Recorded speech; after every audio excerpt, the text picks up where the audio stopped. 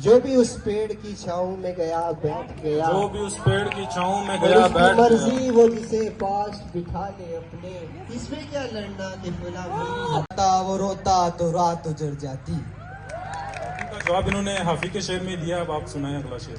या रब दिल मुस्लिम को वो जिंदा तमन्ना दे, या रब दिल मुस्लिम को वो जिंदा तमन्ना दे, जो कल्ब को गरमा दे, जो रूह को तड़पा दे।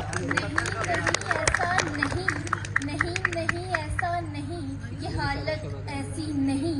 सच कहूँ तो ये हालत अब से है, जब से तू गया तब से नहीं। क्या बात है। नून।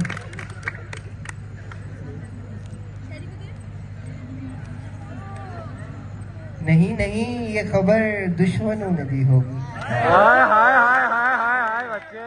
नहीं ये खबर दुश्मनों ने दी होगी। वो आए बैठे चले भी गए। हाय हाय हाय हाय चले भी गए। चले। नून। दरू नून।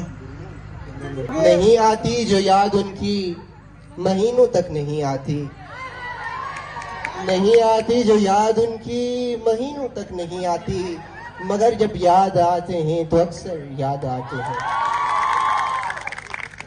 जब याद आते हैं तो अक्सर याद आते हैं। हसरत मोहानी का बहुत अच्छा शेर। नाज़ की